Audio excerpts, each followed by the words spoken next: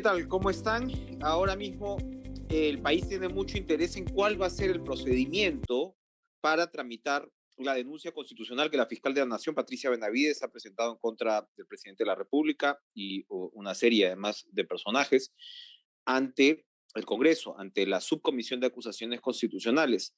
Y ahora, por lo que sabemos, es un procedimiento que va de la subcomisión, si es que es declarado admisible, ojo, recién mañana se va a ver su admisibilidad, viaja hacia la comisión permanente, de ser el caso, regresa a la subcomisión, vuelve a la comisión permanente, termina en el pleno. ¿Cómo es este procedimiento? Vamos a preguntárselo al señor César Delgado Guembes, ex oficial mayor del Congreso, para entender no solamente las etapas, sino los tiempos de los que estamos hablando. Doctor Delgado Guembes, gracias por estar con nosotros hoy. Buenas tardes, Enrique. Mira, en principio tú has mencionado que mañana se va a examinar la admisibilidad o procedibilidad. Eso todavía no va a ocurrir. Mañana recién se va a dar cuenta De de la acuerdo. denuncia ante la subcomisión. Luego la subcomisión tendrá 10 días hábiles para que se presente a través de la Secretaría Técnica el informe de calificación en el que se presentarán los argumentos respecto de la procedencia o no de la denuncia sobre los tres altos funcionarios respecto de los cuales versa esa denuncia. Sobre este particular, el asunto es más complejo que el que pareciera ser solo como un proceso de acusación constitucional. ¿Por qué? Porque, como todos conocemos, el presidente de la República cuenta con la prerrogativa que señala el artículo 117, que indica que no se lo puede acusar durante su periodo por causales determinadas. Sin embargo, como la Fiscalía de la Nación lo ha incluido dentro del proceso de denuncia constitucional, que no excluye el uso de otros procesos parlamentarios distintos a la acusación constitucional, en principio porque la propia Fiscalía pretende continuar con una investigación preparatoria al amparo de otros fundamentos. Entonces, el caso es más complejo que lo que regularmente ocurre con cualquier denuncia constitucional. En principio, para empezar, lo primero que tendrá que hacer la comisión con el informe de calificación será de examinar la procedibilidad respecto de quienes sí pueden ser acusados para empezar, que son los exministros por los tres delitos que ha mencionado: organización criminal, tráfico de influencias y colusión agravada. Lo que corresponde al presidente de la República, sin embargo, debe abordarse de una manera más integral e institucional. ¿Por qué? Porque el artículo 117 prohíbe que se le inicie una denuncia sino por las causales que indica ese artículo.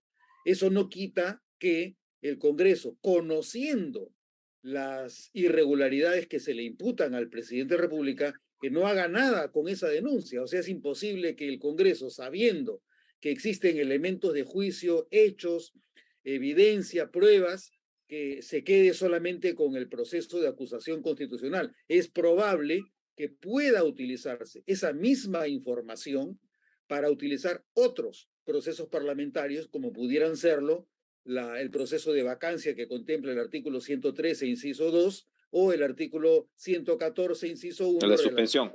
Pensión, exactamente. Ahora, es bien interesante porque esto además abre un debate, doctor Delgado Guemes, sobre, a ver, efectivamente la fiscal de la Nación ha presentado estos argumentos que usted ha establecido muy bien, pero introduce el tema de la Convención contra la Corrupción de Naciones Unidas. Entonces, claramente, incluso los que no conocemos el detalle del tejimaneje, vemos que hay una suerte de colisión entre el 117 y lo que establece la convención. El señor Torres ha dicho que va a pedir incluso una opinión de Naciones Unidas porque él, en resumen, ha dicho que nada, que acá prevalece el derecho interno y punto. Cuando uno lee la convención, el artículo 30, por ejemplo, no es tan así. La convención te dice, oye, tienes que en la medida de lo que permita tu marco jurídico, ¿no?, local o nacional, tienes que llevar efectivamente a sancionar este tipo de delitos.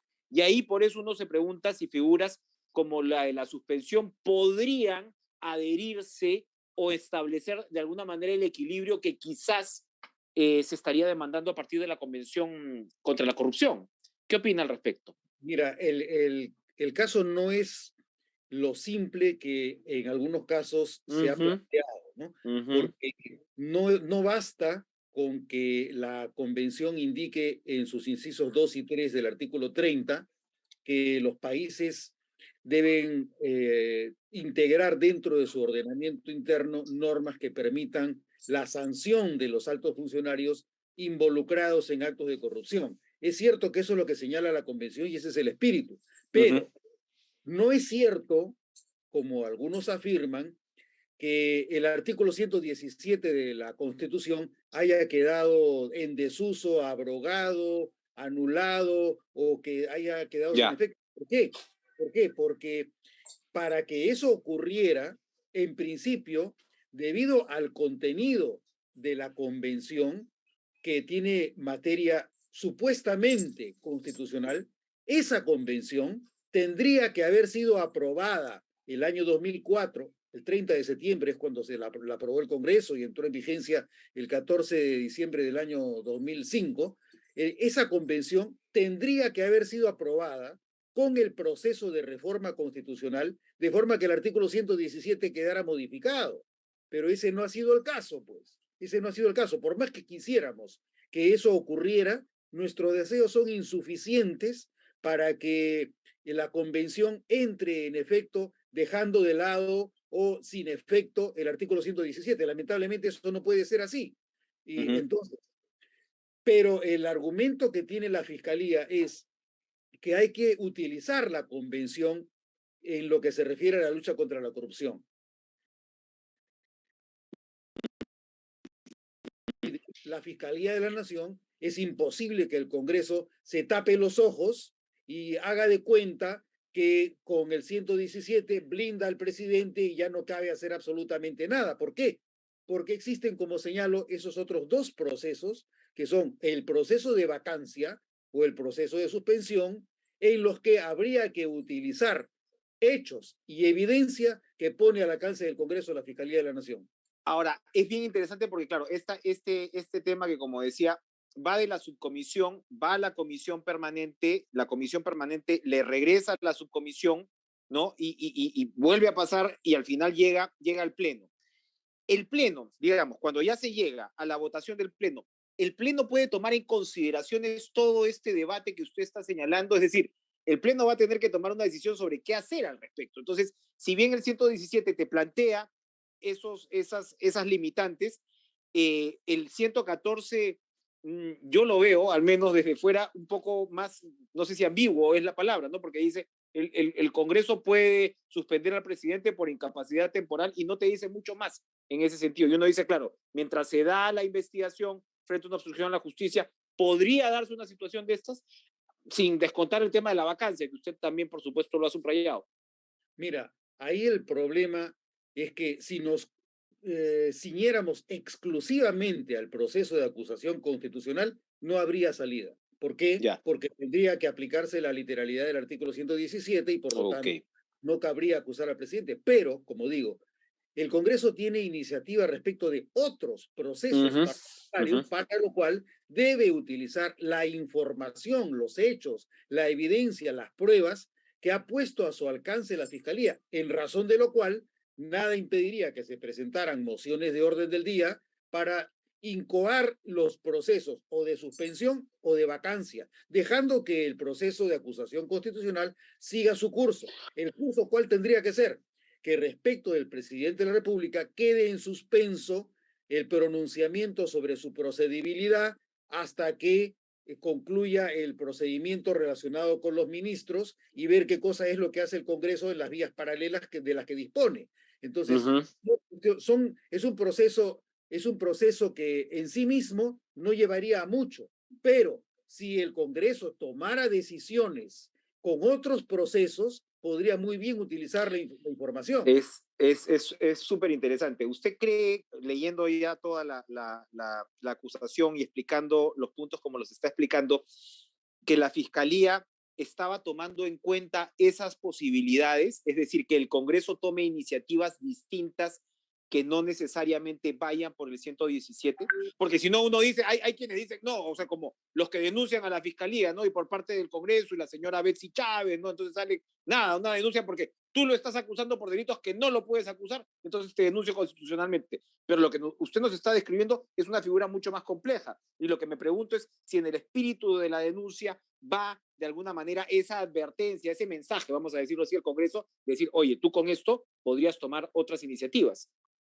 Mira, lo que yo advierto en el contenido de la denuncia constitucional presentada por la Fiscalía de la Nación es que la Fiscalía sí tiene conciencia respecto de lo que le corresponde hacer constitucionalmente y por lo tanto querría o pretendería iniciar la investigación preparatoria, que no puede iniciarla hasta que el Congreso le elimine la indemnidad del artículo 117 al presidente de la República. Yo no sé si es que la Fiscalía ha tenido presente la capacidad procesal del Congreso en relación con la vacancia o con la suspensión. Eso es autónomo del Congreso. Eso no tiene nada que ver con la mente que haya tenido la Fiscalía de la Nación. Pero la Fiscalía de la Nación sí tiene claro, por lo que leo en la denuncia, que querría iniciar o pretendería iniciar o creería que hay mérito suficiente para iniciarle la investigación preparatoria al presidente, investigación preparatoria que no se la puede iniciar a menos que el Congreso haya suspendido la indemnidad de la que goza el presidente de la República actualmente.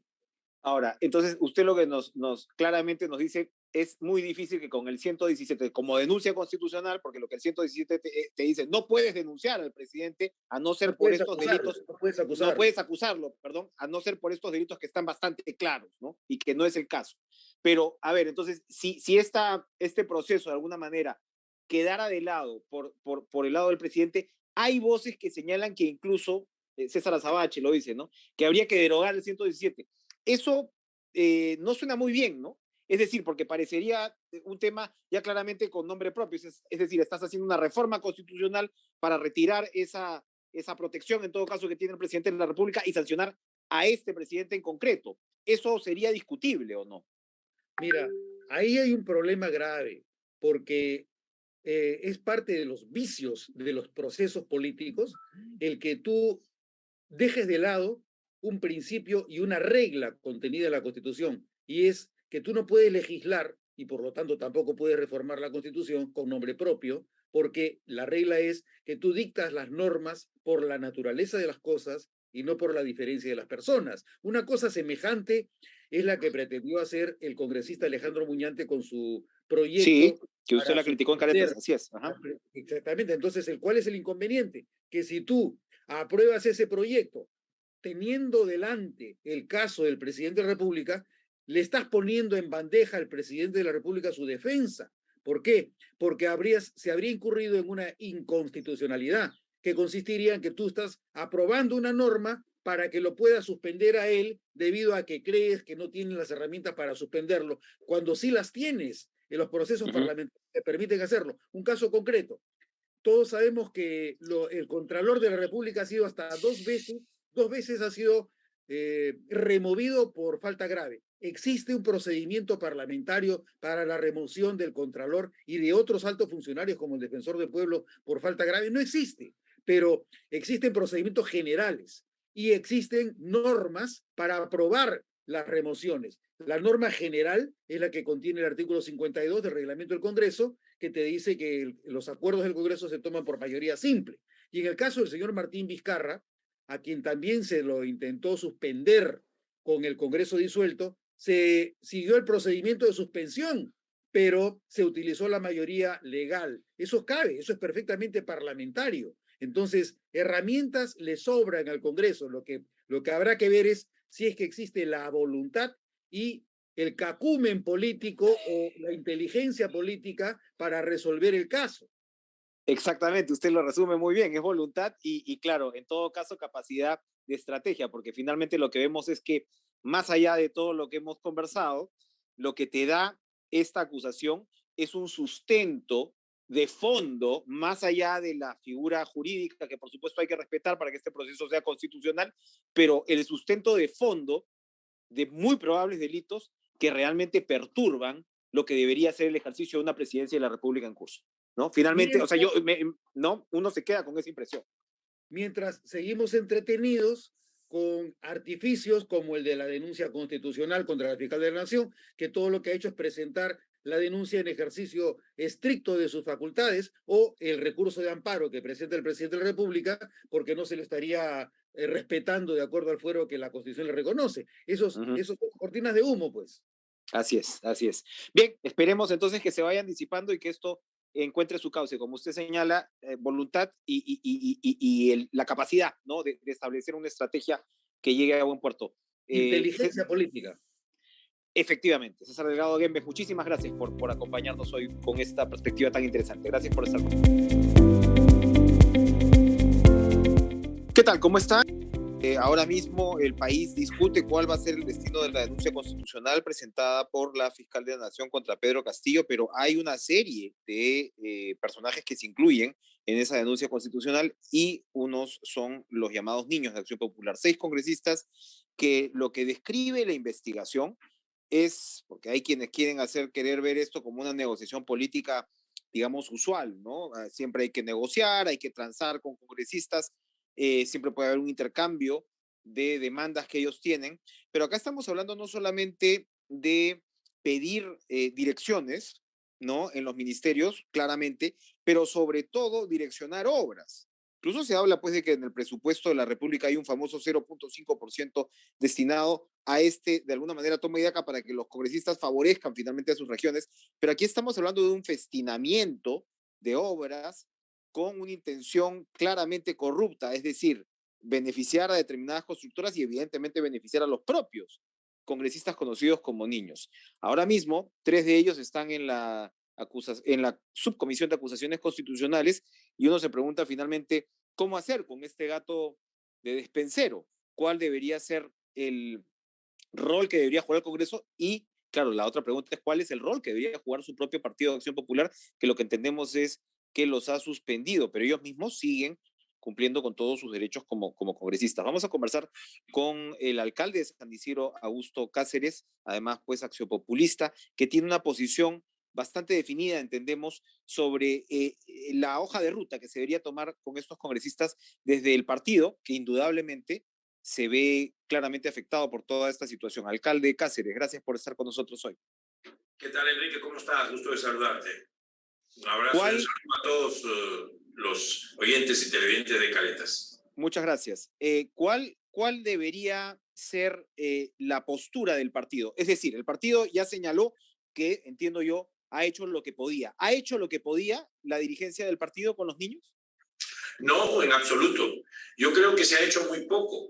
Empezando que la figura de la suspensión no existe. Lo que se tiene que hacer dentro de los estatutos del partido, lo que existe en estos casos de traición al partido, es la expulsión de los referidos congresistas. Entonces, el tema es que las autoridades vigentes de Acción Popular en este momento son aquellos que están inscritos en el ROM y son el presidente del Comité Nacional Electoral, el señor Zúñez, de apellido Zúñez, son el señor Fernando Arias Estela, que es el personero legal del partido, el comité político, que está compuesto por todos los exsecretarios y presidentes del partido, y el plenario nacional. Es decir, estas son las autoridades que están vigentes. Yo lo que estoy solicitando, exigiendo al partido, a todos ellos, es que nos reunamos los miembros del plenario, los miembros del comité político, el señor Zúñez, que es el presidente del Comité Nacional Electoral, y el registrador nacional, que es el señor, perdón, el personero legal, que es el señor Fernando Arias Estela.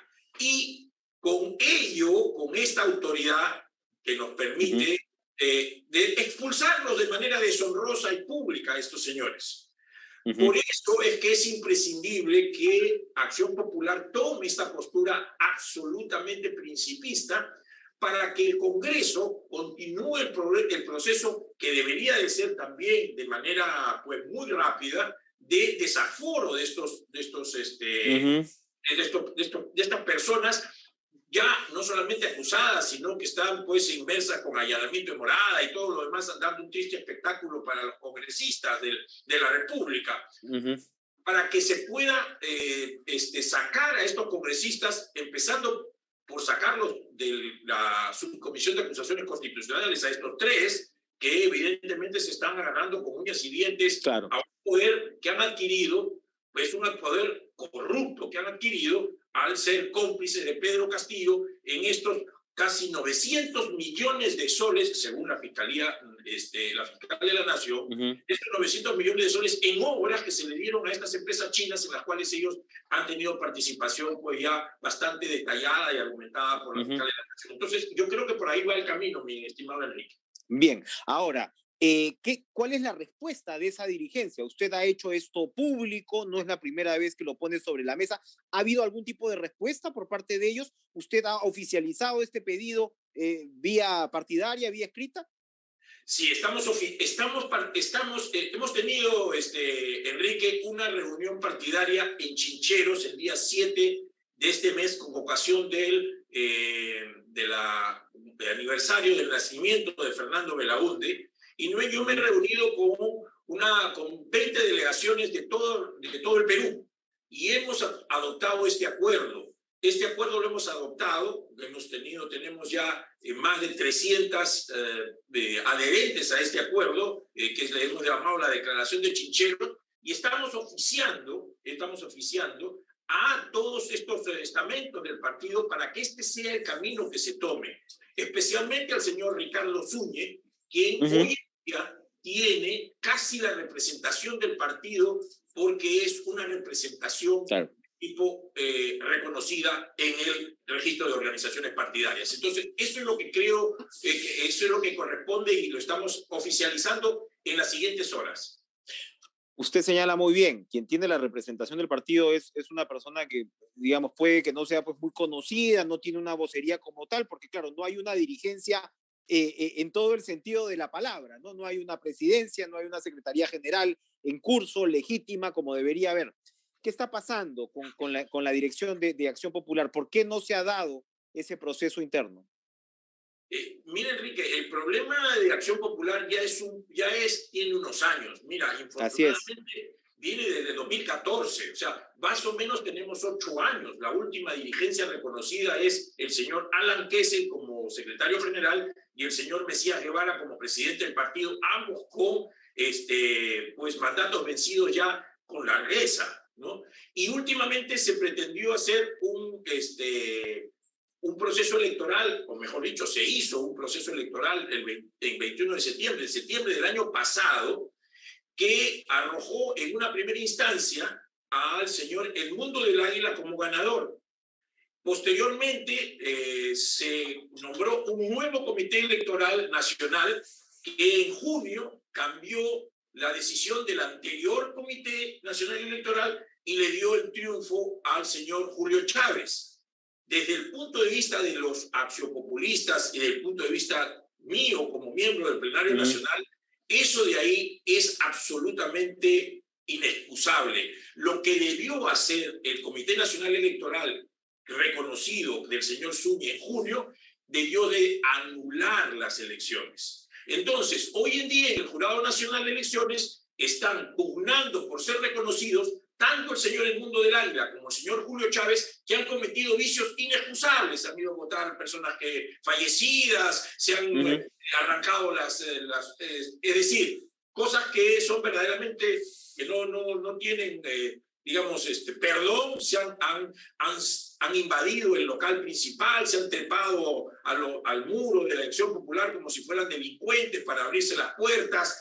Y lo malo es que esto de aquí ha sido avalado, entre comillas, por personas que tienen digamos, un reconocimiento histórico del partido, ¿no? Que deberían de haberse mantenido al margen. Entonces han tomado posición por uno por otro, y esto de aquí le ha hecho mucho daño al país. Y esa es la situación por la cual nos encontramos en este momento. Bien, ahora, para ir terminando, ustedes, los axiopopulistas, digamos, de influencia, tienen que haber sabido qué es lo que pasó para que estos niños hayan llegado a donde llegaron. ¿Qué ocurrió? ¿Quién los aupó? ¿Quién los impulsó? Eran ilustres desconocidos, llegaron por supuesto avalados por el membrete pues, de Acción Popular. Acción Popular había tenido ciertos buenos resultados, ¿no? en los últimos años y han llegado donde han llegado y al toque, al día siguiente casi, entraron en estos contubernios según la Fiscalía. ¿Qué pasó con esta gente?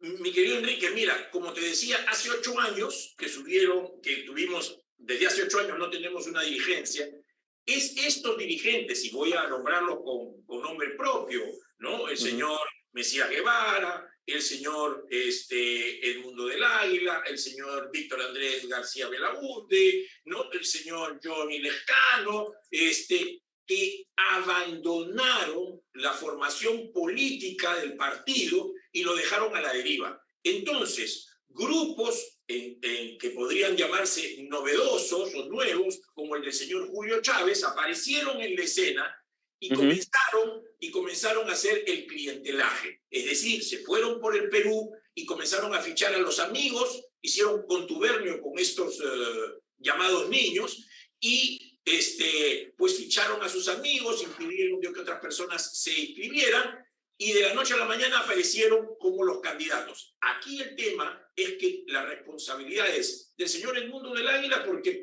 uno de los niños, el llamado Darwin Espinosa, fue aupado por él. Y los otros niños como Elvis Vergara, Donoteo, Iris López, Flores Arcachi, fueron aupados por el señor Julio Chávez, el señor Ceballos, que aupó a alguien que se fue, que después se fue aupado también por el señor Lescano, que ahora es pues un asesor del señor Ceballos, que es parte del partido, mejor dicho, parte del régimen de Pedro Castillo. El señor de apellido Aragón, que pues terminó siendo candidato del grupo magisterial, es decir, de Pedro Castillo. Es decir, todos estos infiltrados han tenido nexos con estos, aquellos que se pugnan por la dirigencia hoy en día. Y esto es nefasto, muy duro. Por eso que los correligionarios estamos pidiendo que se anulen estas elecciones y que vayamos a una reinscripción para poder renovar el partido bajo los principios que nos dejó Fernando Belaúnde, Violeta Correa, el mismo Valentín Paniagua. Es decir, tenemos que reconstruir el partido en base a esos principios. Importantísimo recuperar la identidad de un partido que no debió perderla nunca, porque claro, este episodio es el último, pero lamentablemente hemos visto otros también donde no se sabe muy bien cuál es la imagen y qué es lo que Acción Popular le está proyectando y proponiendo al país. Así que es importante recuperar esas banderas y bueno, le agradecemos a Augusto Cáceres, miembro del plenario de Acción Popular, alcalde de San Isidro también, por añadidura, por venir a comentarnos el proceso interno de un partido que ojalá, como repito, pueda recuperar sus banderas. Gracias, señor Cáceres, por acompañarnos. Muchas gracias, Enrique, a ti por la entrevista también. Un fuerte abrazo.